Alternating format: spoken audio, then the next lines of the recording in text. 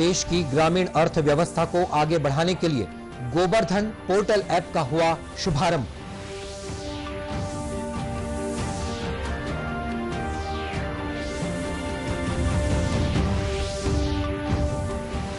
मुख्यमंत्री ने कहा, बेमेतरा जिले के गिधवा परसदा में अब हर वर्ष आयोजित किया जाएगा पक्षी महोत्सव।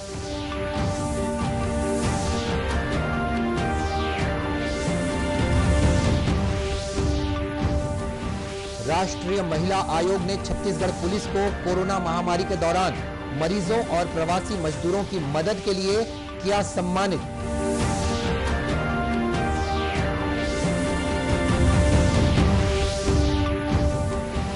और सीबीएसई ने 10वीं और 12वीं बोर्ड परीक्षा की समय सारणी की घोषित। 4 मई से शुरू होंगी परीक्षाएं।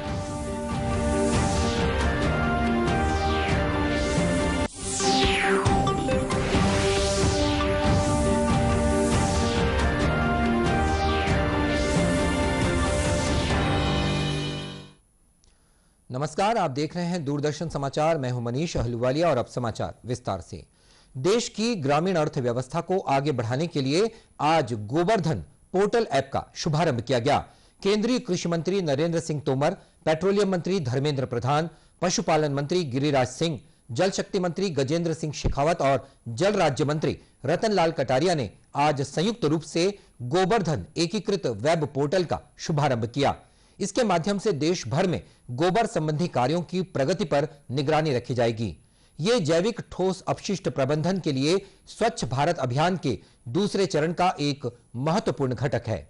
इस मौके पर श्री तोमर ने कहा कि बढ़ती आबादी और उत्पादन और उत्पादकता के नए साधनों के इस्तेमाल से प्राकृतिक संसाधनों पर बुरा असर पड़ा है। उन्होंने कहा कि पुरातन काल से ही ग्रामीण संस्कृति में कोई भी चीज खराब नहीं होती थी और उसका उपयोग सुनिश्चित था। उन्होंने कहा कि लोग गोबर का इस्तेमाल कंडे बनाने या खाद के लिए करते आए हैं, लेकिन रासायनिक खाद के इस्तेमाल के बाद गोबर की उपयोगिता पर असर पड़ा है। तो गोबर्धन जो है ये निश्चित रूप से बड़ी संपदा है, लेकिन केमिकल फर्टिलाइजर आने के बाद गोबर की दुर्गति हो गई। लेकिन अब इसको संपदा के रूप में परिवर्तन किया जाए, इस दृष्टि से सरकार के प्रयत्न हैं। उन प्रयत्नों का परिणाम आज हम सबके सामने परिलक्षित हो रहा है और मुझे इस बात की प्रसन्नता है कि आज चाहे हमारे पशुपालन मंत्री जी हों, पेट्रोलियम मंत्री जी हों, नेचुरल गैस भी उनके पास ही है, ये सब लोग मिलकर इस बात की चिंता कर रहे हैं कि समग्र भारत सरकार इस पूरे कार्यक्रम के प्रति अपनी अपनी जिम्मेवारी का निर्वाह करे और इस काम को आगे बढ़ाए, जिससे हम स्वच्छ भारत मिशन के लक्ष्यों को भी प्राप्त कर सकें और साथ ही साथ इसको एक आर्थिक मॉडल के रूप में विकसित कर सकें। प्रेस वार्ता को संबोधित करते हुए केंद्रीय जल शक्ति मंत्री श्री शेखावत ने कहा कि इस पोर्टल का उद्देश्य कार्य में पारदर्शिता लाना है। उन्होंने कहा कि इसके जरिए देश में स्वच्छता के क्षेत्र में एक नई क्रांति का आगाज होगा। पोर्टल के माध्यम से एक ट्रांसपेरेंसी जो भी काम कर रहे हैं वो ट्रांसपेरेंसी रहे, पूरा देश उसको साक्षात रूप में देख सके कि किस स्तर पर प्रगति हो रही है, और इसके साथ साथ में प्रगति के साथ साथ में एक सोशल अकाउंटेबिलिटी भी रहे कि एक चेक जो है समाज का भी रहे कि जो काम हो रहा है उसमें किस स्तर पर प्रगति हो रही है, कितना स्तर तक प्रगति हो रही है, ठीक उसका जो है उसके बारे में विचार सब लोग कर सकें। मैं अभिनंदन करना चाहता हूँ, आदरणीय तोमर साहब यहाँ विराजे हैं। तोमर साहब ने इसमें जो एग्रीकल्चर फाइनेंस की जो लैंडिंग रेट है, जो इंटरेस्ट सबवेंशन भारत सरकार देती है कृषि पर, जो एग्रीकल्चर फाइनेंस पर, वो देना कृषि मंत्रालय ने इसमें स्वीकार किया है।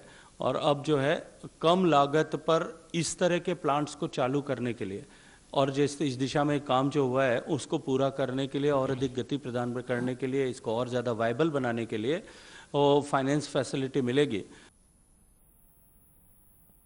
वहीं पशुपालन मंत्री श्री सिंह ने कहा कि गोवर्धन योजना का मकसद गोबर से गैस तैयार करना है। उन्होंने कहा कि ग्रामीणों के लिए कचरे से आय पैदा करने का लक्ष्य रखा गया है। उन्होंने बताया कि सरकार अपने विभिन्न कदमों के जरिए किसानों की आय बढ़ाने के लिए प्रतिबद्ध है। मुख्यमंत्री भूपेश बघेल ने कहा है कि बेमेतरा जिले के गिधवा परसदा में अब हर वर्ष पक्षी महोत्सव का आयोजन किया जाएगा, जिससे इस क्षेत्र को पूरे देश में पर्यटन स्थल के रूप में पहचान मिलेगी। कल बेमेतरा प्रवास के दौरान मुख्यमंत्री ने इस क्षेत्र के विकास के लिए अनेक घोषणाएं की। उन्होंने कहा कि यहां पक्षी जागरूकता और प्रशिक्षण केंद्र स्थापित किया जाएगा। इसके अलावा छत्तीसगढ़ राज्य जैव विविधता बोर्ड प्रवासी पक्षियों के संरक्षण की योजना भी बनाएगा। ये पक्षी प्रेमियों के लिए एक बहुत सुंदर जगह और साथ ही जिस प्रकार से गांव वालों ने उसका संरक्षण किया है, सरपंच और उसके सब यहाँ पक्षी मित्र और वो टीम गठित की गई है, जो जागरूकता यहाँ के लोगों ने दिखाई है उसकी मैं प्रशंसा करता हूँ। और निश्चित रूप से इससे देश के पक्षी प्रेमी जो पर्यटक हैं वो देश विदेश से यहाँ आएंगे, तो एक नई पर्यटन के क्षेत्र में हमारा इस प्रदेश प्रवेश किया है। निश्चित रूप से होगा, ये तो धीरे धीरे और बढ़ेगा। हम तो इसको विश्व के मानचित्र में लाएंगे हमारे छत्तीसगढ़ को, हमारे यहाँ इतनी सुंदर।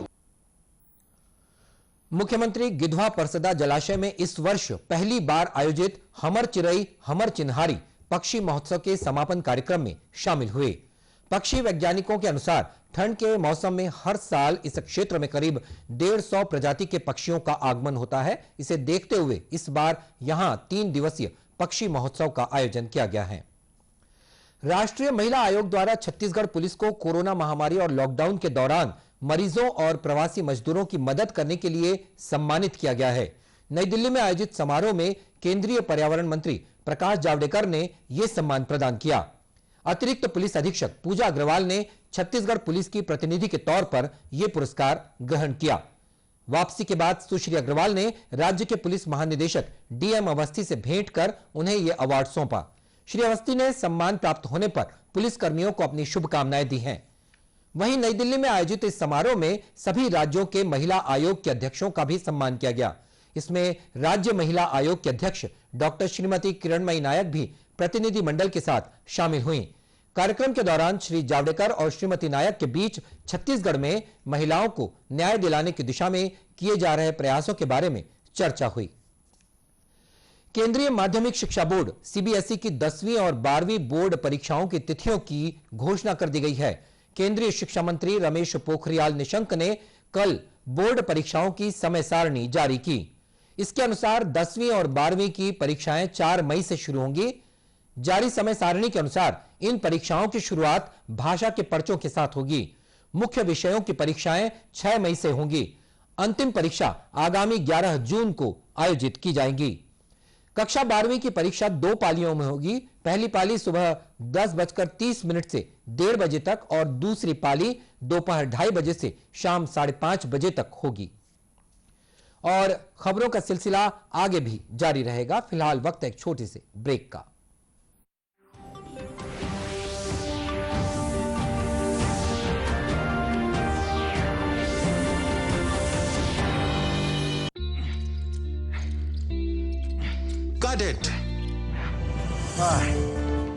सोचिए, अगर असल जिंदगी में ऐसी हालत हो तो कितनी मुश्किलें होती हैं, लेकिन शुक्र है बैंकिंग के लिए नहीं। अगर आपकी उम्र 70 साल से अधिक हो या आप दिव्यांग हो तो बैंक आपको कुछ जरूरी बैंकिंग सुविधाएं घर बैठे बैठे दे सकता है। आरबीआई कहता है, जानकार बनिए, सतर्क रहिए।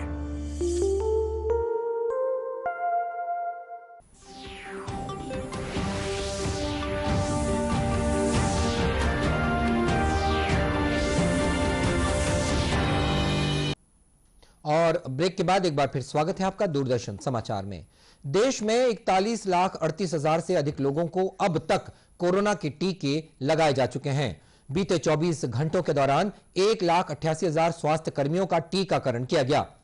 इस बीच कोरोना संक्रमण से स्वस्थ होने की दर 97% से अधिक हो गई है। कल तक 14,000 से ज्यादा मरीज संक्रमण मुक्त हो गए हैं। वहीं देश में कोविड के मामलों में भी लगातार कमी आ रही है। इस समय कुल सक्रिय मामलों की संख्या 1,60,057 है। देश में कल रात तक करीब 11,000 कोरोना संक्रमित नए मरीज मिले हैं, जिनमें से 330 मरीज छत्तीसगढ़ के हैं। नारायणपुर, सुकमा और मुंगेली जिलों में कल कोरोना संक्रमण का एक भी मामला सामने नहीं आया, जबकि 6 जिलों में कोरोना संक्रमित एक नए मरीज मिले हैं। राज्य में कल रात तक 276 मरीज स्वस्थ हुए हैं और वहीं कोरोना संक्रमण से 5 लोगों की मौत भी हुई है। प्रदेश में वर्तमान में 4173 मामले सक्रिय हैं। गरियाबंद पुलिस ने हीरा तस्करी के एक मामले का खुलासा करने में सफलता हासिल की है। छुरा पुलिस ने एक आरोपी को गिरफ्तार कर उसके पास से करीब 22 लाख रुपए कीमत के हीरे के नग बरामद किए हैं। मुखबिर से मिली सूचना के आधार पर पुलिस ने मोंगरा गांव के पास एक मोटरसाइकिल सवार ग्रामीण की तलाशी ली और उसके पास से 221 नग हीरे बरामद किए गए। आरोपी ने बताया कि ये हीरे प्रतिबंधित क्षेत्र पायली खंड से लाए गए हैं। जिले के पुलिस अधीक्षक भोजराम पटेल ने बताया कि बीते 1 साल के दौरान तस्करी के 5 मामलों में कार्रवाई की गई है और करीब 74 लाख रुपए कीमत के हीरे के नग बरामद किए जा चुके हैं।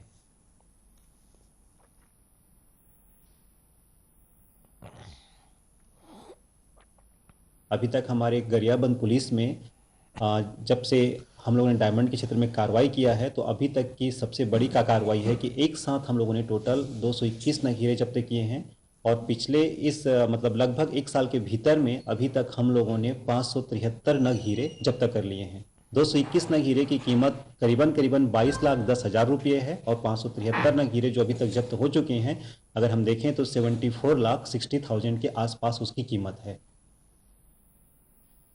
और पुलिस के अनुसार जिले में हीरा तस्करों के खिलाफ लगातार कार्रवाई की जा रही है। स्थानीय उत्पादों को बढ़ावा देने और शिल्पकारों को बाजार देने के लिए केंद्र सरकार द्वारा वोकल फॉर लोकल कार्यक्रम की शुरुआत की गई है। छत्तीसगढ़ में भी बस्तर और सरगुजा के कई ऐसे गांव हैं जहां की शिल्पकला देश विदेश में विख्यात है। कोंडागांव को तो शिल्प नगरी के नाम से ही जाना जाता है। यहां bell metal, terracotta, bamboo art और लौह शिल्प के राष्ट्रीय स्तर के कई कलाकार पीढ़ी दर पीढ़ी अपनी कला को साधने में लगे हुए हैं। ऐसे ही एक कलाकार हैं तीजूराम विश्वकर्मा। अपने पिता के साथ इन्होंने मुंबई से कला की बारीकियां सीखी। इसके बाद इनके लौह शिल्प की कलाकृतियां विदेशों में भी पसंद की जाने लगी है। इन्होंने कहा कि अब समय की मांग है कि के अनुसार कलाकृतियों में भी नवीनता लाई जा रही है। अब तक ये कई बार विदेशों में होने वाले कार्यक्रमों में भी शामिल हो चुके हैं। तीजूराम ने लोगों से अपील की है कि वे स्थानीय कलाकारों के उत्पाद खरीदें तो इससे कला क्षेत्र को बाजार मिल सकेगा। साथ ही तीजूराम ने भारत सरकार से भी आग्रह किया है कि उन्हें उत्पादों की बिक्री के लिए बाजार दिलाया जाए।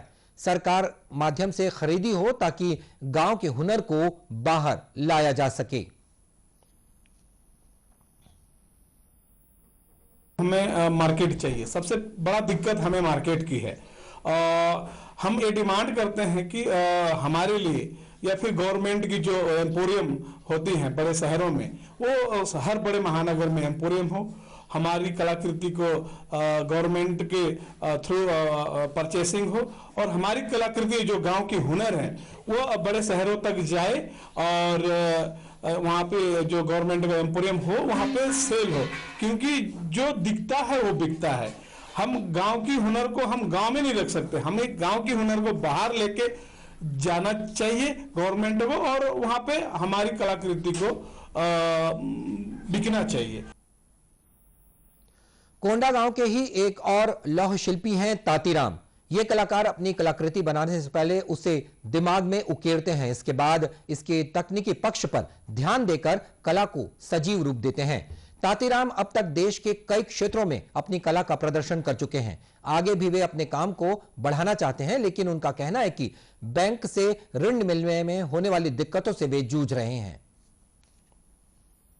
कई बार मैं लोन के लिए मेरा सोच था कि मैं थोड़ा सा आगे बढ़ाऊंगा और मेरा काम को आगे ये करूंगा, लोन मिलेगा तो बोल के मैं कई बार लिख के भी दिया और कई बार गया, मिला नहीं, तब छोड़ दो। गौरतलब है कि प्रधानमंत्री नरेंद्र मोदी ने देशवासियों से अपील की है कि वे लोकल के लिए वोकल बने। इसके लिए न सिर्फ वे स्थानीय उत्पाद खरीदें बल्कि गर्व के साथ इसका प्रचार भी करें। उन्होंने विश्वास जताया है कि भारत ऐसा कर सकता है और लोकल से ग्लोबल बनने का यह एक बड़ा अवसर है।